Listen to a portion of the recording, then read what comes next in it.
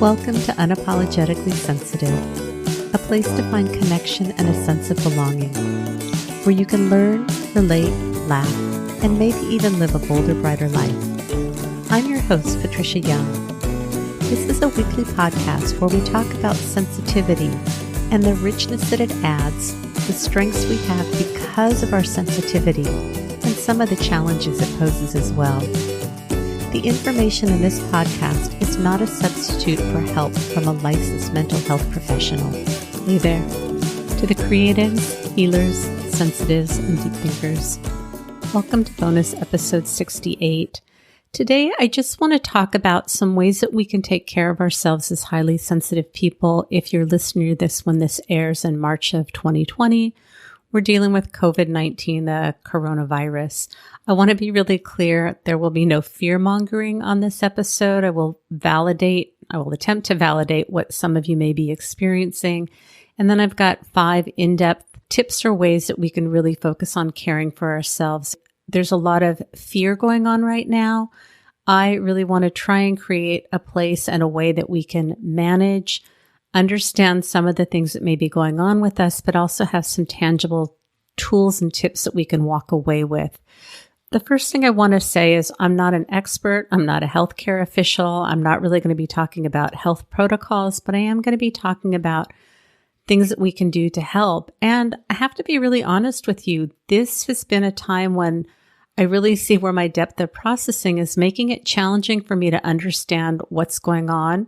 I feel a little detached from my feelings. I feel like I should be much more passionate and be able to lead you in a very positive spiritual direction. And like, this is the best that I can do right now. And I feel a sense of responsibility of wanting to provide some ways that we can manage and cope and do well under the circumstances. It may take more time for us to figure out how we're feeling about COVID-19 and all of the ramifications. I know as highly sensitive people, we tend to do really well with structure, predictability. Differential susceptibility says, put us in a positive situation, we do very well. Put us in a negative situation, we fare worse than non-HSPs, and we obviously fare better than non-HSPs in a positive situation. We're in a place with a lot of uncertainty right now. And so if you're not sure if you're coming or going, or for me, I've kind of had this internal buzzing in my body. I don't even know how to describe it. And usually I'm Johnny on the spot with this is what I'm feeling and this is what's going on. And I just feel like there's this buzzing, there's this uncertainty. I don't know what I'm feeling. We may be more fearful, irritable, weepy. We may disconnect. We may be using things for comfort, if that's food, electronics, exercise, wine, online shopping. None of these things are inherently bad, and we may be needing ways to manage some of the feelings that are coming up. And it's really okay. It's about naming what's going on. And what I've been personally aware of is it's almost like empathy overload, that a number of the things that are going to be affecting other people don't affect me personally. I don't even know people that may be affected by some certain situations, but I'm wondering, how are they going to manage and what are they going to do? And so I think this is where having high levels of empathy can be challenging for us, which is, again, why I'm choosing to talk about things that we can do. But at the same time, I really want to name some of the things that may be going on that we're not able to identify. And if you are able to identify, yay. So this is a time to use lots of mindfulness, lots of self-compassion. What we may be doing is observing ourselves doing things that don't necessarily work for us. And we just have to know that that's the best that we can do. We may want to go dark and disappear if we're feeling overwhelmed. Please check in with yourself and see if that's really what you need. I think it's really easy to create a story in our heads about how what we're feeling is too much. This is really a time, if we're able to come together and create support and community. And I can tell you, for a number of days this week, I felt like I was too much. There were a number of things that happened. I think the overlay of all of it with the depth of processing, feeling very deeply, I really had this narrative of being too much and very uncertain. And fortunately, I did connect with a couple of people. I shed some tears. I got some great support, but I really was stuck in that story about my perceived inadequacies as opposed to I have a lot to bring to the table and there's a lot going on, and I'm blessed to have people in my life that are able to mirror that to me when I get stuck in the story. So I'm really trying to focus on what is the reality and is there a way to honor my feelings and make conscious choices to focus on the things that are working. These are tools that we can use right now, today. 5 ways that we can take care of ourselves. The first one is to get accurate information. What I noticed initially was it seemed like there were 2 groups of information. One was very panic and fear-driven doomsday, and the other one was there's really nothing to worry about. Find sources where you can get accurate information. I'm not a public health person. I've been choosing to go to the CDC, and they have an email that you can get emails on updates about what's going on. But be mindful about where you're getting your information. Now, if you have children, please do not talk about your adult fears in front of your children. I witnessed this happen the other day, and I just was not processing quick enough to say something. We do need to find ways to talk to our kids. We need to answer their questions and just their questions and not give long, verbose answers based on our child's needs. We need to talk to them in appropriate ways, but we need to find adult places to process our fears with other adults. So it may appear that your kids aren't listening, that they're not affected. We just don't know. So please, please, please be mindful about the conversations that you're having when your kids are within earshot, even if it looks like they're not paying attention. 2, consciously curate what you're consuming. So when I talk about consumption, I'm talking about news, media, books, music, the newspaper, any of those ways that we take in information, and we take in a lot of information. So you want to choose when you consume, what you consume, how long you consume, the source of the information of what you consume. If you're on social media and people are doing a lot of fear-mongering or things that don't work for you, unfriend, unfollow. You can mute people for 30 days. You really want to curate what you're taking in to make sure that it really is honoring and supporting you right now. With all the uncertainty, we want to create a really firm foundation in the areas that we have control over. So this also includes email, friends. I get a lot of political emails every day, and some of them have a lot of fearful things in the titles. I'm making a point to do what I need to do to take care of myself around them because I'm feeling inundated by input, and I need to manage how much is coming in and what I'm consuming. Then the other part of this is we want to create positive things to consume. Think about the things that make you laugh, are light, positive, and help you maintain balance. If that means looking at more things with animals or comedians or things that are going to bring you more joy and lightness.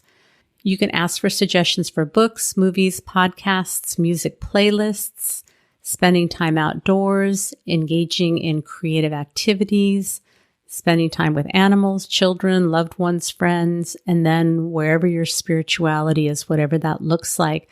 Because there's a lot of energy going on that many of us, I think, are absorbing, whether you're an empath or just highly empathic, being a highly sensitive person, we can't not respond to some of this energy. And so we really want to be mindful and consciously choose what we're surrounding ourselves with, because there are certain areas where we can't control what comes in. So we want to really buffer up with the things that do work. The third one is to plan with calmness. There's things that we need to think about, things like work and possible childcare or homeschooling, logistics. If we've got aging parents, we do need to make time to plan for those things, but we can also designate the amount of time, when and where we're going to plan. If we need to plan with a buddy, if we need to make a planning sandwich. You may have heard this with feedback. The bread is the positive, then the feedback, and then the other piece of bread is the positive. So for this, it would be something that's going to boost you up. You have time to plan, and then you bookend it, or your other piece of, quote, bread is something positive. Again, it's really about creating balance and managing potential overwhelm. The fourth thing we can do is to get support, create community, and ask for help. In the closed Facebook group, we are planning to do a Zoom call to create support for each other. And the plan is provided there aren't any technical glitches, to upload that to the closed Facebook group. We'll see how it goes. We may create another one. Many therapists and coaches and service providers are moving to telehealth, to online work. If you haven't done it and it feels uncomfortable, I really would encourage you to consider it during this time where we're doing conscious social distancing. We need support. We need connection. And I think giving things a try can be really, really helpful. And this is a time when more things may be coming up for us. And so we really want to be open to new ways to get that sense of connection. You want to make sure that you're connecting with your friends. There are lots of different apps that we can use to connect with people, and I've listed the ones that I'm going to talk about in the show notes. You can use Skype. You can use WhatsApp. WhatsApp has a video calling and texting aspect to it. There's Voxer, which is just a phone. There's Marco Polo, which is video. A lot of communities right now are really coming together to create support, whether it means meals for kids or feeding seniors or providing transportation or grocery shopping. See what's in your community. If you have the app, depending on where you're at, we have Nextdoor, we have Buy Nothing through the Facebook group. Look and see how your community is supporting others.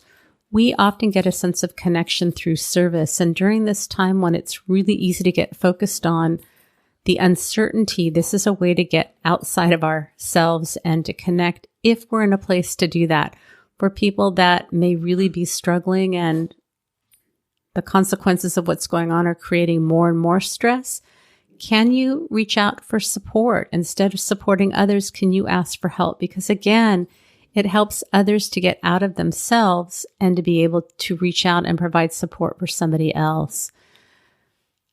Gracie's in the background and she's making noise. So if you hear that, just telling you what it is. And then the fifth way that we can take care of ourselves is self-care. If possible, make sure we're getting enough sleep. We're getting at least good enough nutrition. We're engaging in gentle, loving movement, just things that make us feel good. If it's possible to spend time outdoors, that is one of the blessings that we have right now, depending on where you live, that at least it's not an environmental thing where they're asking us to stay indoors, that being outdoors and moving can really be very healing.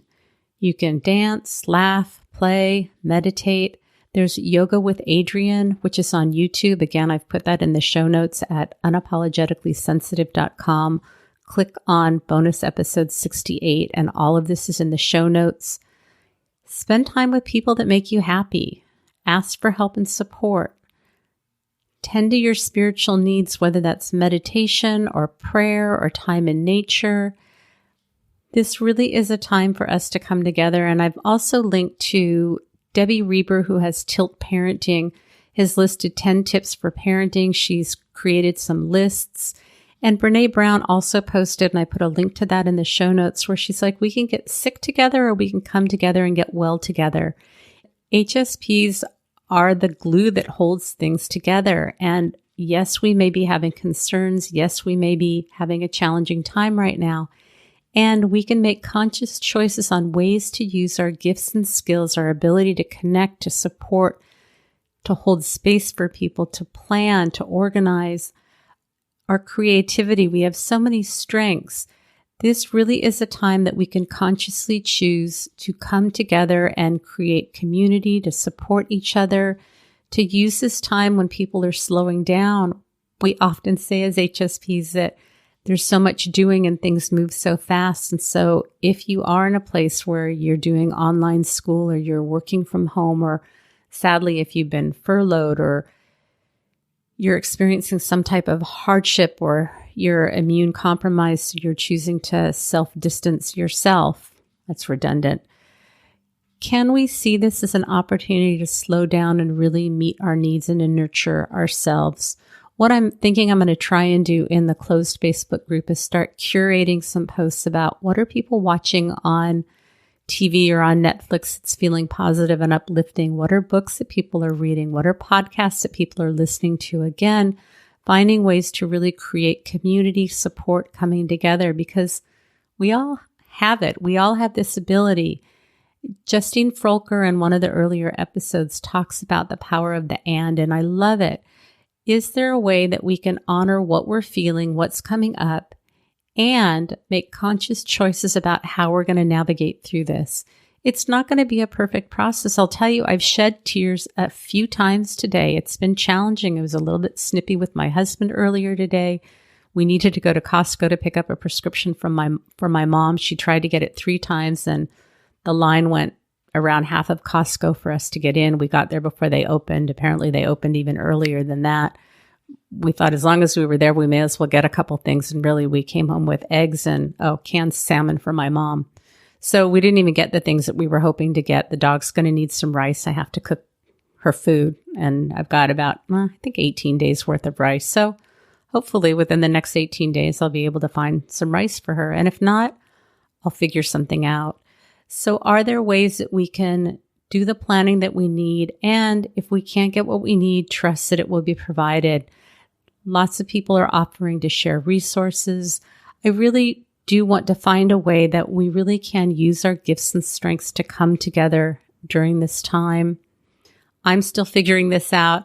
I tend to not be the person that comes forward during times of change. I'm usually sitting back and observing and processing. And so I feel like I'm trying to step up, and I've got some limitations in what I'm doing. And so we can show up and do the best that we can.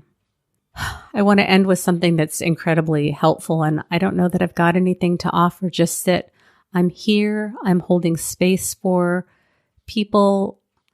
Even though this can be challenging to our nervous systems, I really do believe that we can not only manage, but we can thrive during this time. We will have some challenging moments. We may feel things more deeply. We may process more deeply.